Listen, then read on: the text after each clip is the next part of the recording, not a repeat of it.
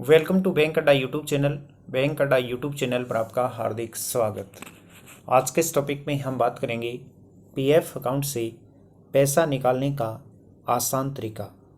किस प्रकार से आप अपने पीएफ अकाउंट में जो पैसा जमा है इसको आप विड्रॉल कर सकते हैं।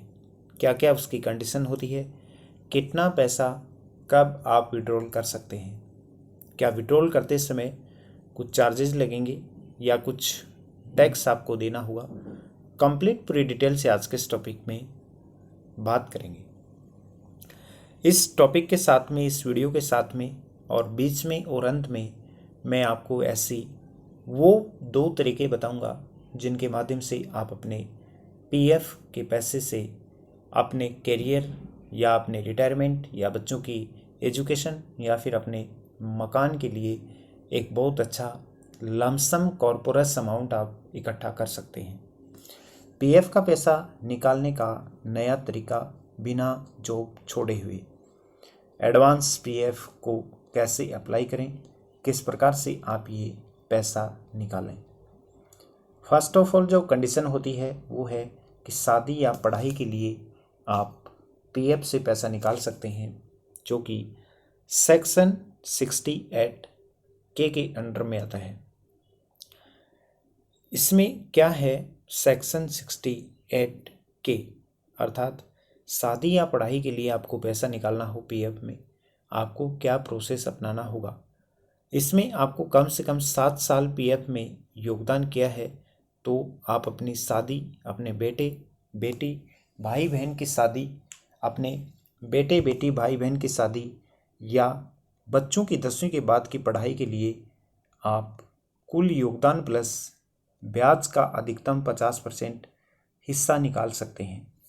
समझना, यदि आपका पीएफ अकाउंट 7 साल या 7 साल से ज़्यादा है तो आप शादी या ब्याह के लिए पैसा निकाल सकते हैं। कितना पैसा निकालेंगे? फॉर एग्ज़ाम्पल, यदि आपके पीएफ अकाउंट में 10 लाख रुपए जमा हुए हैं, 3 लाख रुपए आपके ब्याज के बन रहे हैं, आप टोटल विड्रॉल कर सकते हैं 11.5 लाख। यह निकासी पूरे सेवा काल के दौरान अधिकतम 3 बार आप कर सकते हैं। सेकंड ऑप्शन आता है, घर खरीदने के समय भी आप पीएफ से पैसा निकाल सकते हैं। सेक्शन 68 बी, अगर 3 साल पीएफ में कंट्रीब्यूशन किया है अर्थात कंटिन्यू आपके अकाउंट पीएफ अकाउंट में पैसा आया है 3 साल तक, तो आप घर, फ्लैट, प्लाट की खरीदारी या घर निर्माण के लिए अपने कुल पीएफ फंड का 90% तक निकाल सकते हैं। इस सुविधा के लिए प्रॉपर्टी कर्मचारी या उसकी पत्नी के नाम होना जरूरी है। इस सुविधा का इस्तेमाल पूरे सेवा काल में सिर्फ आप एक बार कर सकते हैं। थर्ड जो कंडीशन आती है कि आपको यदि अपने फ्लैट का रेनोवेशन करना है, अपने फ्लैट को आप चेंज करना चाहते हैं, परिवर्तित करना चाहते हैं, मॉडल चेंज करना चाहते हैं, उस केस में आप अपना पीएफ का पैसा किस प्रकार से निकालेंगे। अगर 5 साल तक पीएफ में आपने कंट्रीब्यूट किया है तो आप घर की मरम्मत के लिए अपनी मंथली सैलरी यानी कि बेसिक प्लस डीए का 12 गुना तक आप निकाल सकते हैं। इसका इस्तेमाल अधिकतम आप 2 बार कर सकते हैं। लोन रिप्लेसमेंट सेक्शन 68 बीपी, इसमें कम से कम 10 साल पीएफ में आपने कंट्रीब्यूट किया है तो आप होम लोन की रीपेमेंट के लिए अधिकतम 63 माह की सैलरी बेसिक प्लस डीए की निकासी आप कर सकते हैं। इस सुविधा का इस्तेमाल पूरे सेवाकाल के दौरान आप सिर्फ एक बार कर सकते हैं, अर्थात पूरे सर्विस के ड्यूरेशन में आप एक बार पैसा निकाल सकते हैं। इन स्थितियों में आप फुली विड्रॉल भी कर सकते हैं पीएफ को। पीएफ फंड की पूरी निकासी एक तो रिटायरमेंट के बाद की जा सकती है, वहीं नौकरी खोने के 1 महीने बाद कुल पीएफ बैलेंस का अधिकतम 75% हिस्सा निकाल सकते हैं और इसके बाद अगले 2 महीने भी बेरोज़गार रहने की सूरत में बाकी 25% हिस्से को भी आप निकाल सकते हैं। दोनों स्थितियों में पूरी निकासी टैक्स फ्री होती है। ईपीएफ खाते में जमा धनराशि की आंशिक निकासी आप कर सकते हैं।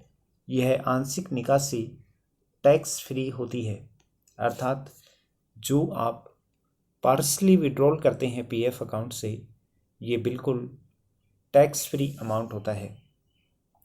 बशर्ते कि आपने ईपीएफ में कम से कम 5 साल तक योगदान दिया हो, अर्थात यदि आपका अकाउंट 5 साल पुराना है तो पीएफ का विड्रॉल आप जो कर रहे हैं उसमें आपको किसी भी प्रकार का कोई टैक्स नहीं देना होता है। यदि आप 5 साल से पहले आंशिक निकासी करते हैं तो निकासी योग्य राशि पर 10% टीडीएस देना होता है। ईपीएफ सदस्य अब खुद या अपने परिवार के किसी सदस्य के इलाज के लिए अपने ईपीएफ अकाउंट से अधिकतम 1 लाख रुपये तक की निकासी कर सकते हैं, जबकि पहले ये सीमा जो है ये अधिकतम सीमा 50,000 रुपये थी। इस 50,000 के अमाउंट को बढ़ाकर 1 लाख रुपये कर दिया गया है। यह बदलाव 10 अप्रैल से ही लागू हो गया है। आंशिक निकासी की इस सुविधा के लिए योगदान की अवधि को लेकर कोई बाध्यता नहीं है। इसे एक से अधिक बार निकाला जा सकता है। आप जब चाहें विड्रॉल कर सकते हैं। ये था आज का अपना बहुत इंपॉर्टेंट टॉपिक। पीएफ की निकासी आप किस प्रकार से कर सकते हैं, पीएफ का पैसा आपको कब कब मिलता है, कितना मिलता है, टैक्स लगता है या नहीं। ऐसे ही महत्वपूर्ण टॉपिक में नियमित आप लोगों के साथ लेकर आता रहता हूँ। ये टॉपिक आपको कैसा लगा? पीएफ से जुड़ी हुई और अन्य कोई भी जानकारी अगर आप चाहिए आप कमेंट बॉक्स में कमेंट करके बताइएगा।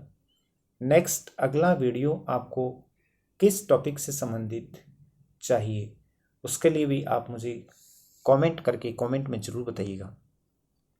पीएफ से जुड़ी हुई किसी भी प्रकार की समस्या के लिए इस नंबर पर आप संपर्क कर सकते हैं, व्हाट्सएप कर सकते हैं।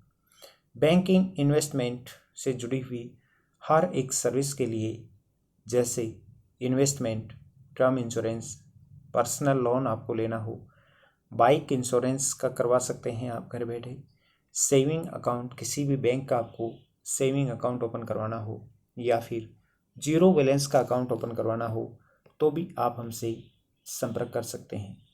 एलआईसी, कार का इंश्योरेंस या कॉमर्शियल व्हीकल का इंश्योरेंस भी आप हमसे करवा सकते हैं। किसी भी बैंक का क्रेडिट कार्ड आपको बनवाना हो या फिर म्यूचुअल फंड या एसआईपी आप लेना चाहते हैं तो भी आप हमसे संपर्क कर सकते हैं। उसके साथ में आप मुझे फेसबुक, इंस्टाग्राम, ट्विटर पर भी फॉलो कर सकते हैं, जिसका लिंक नीचे डिस्क्रिप्शन में दिया हुआ है, जहां पर ऐसी ही महत्वपूर्ण जानकारियां नियमित मैं आप लोगों के साथ शेयर करता रहता हूं।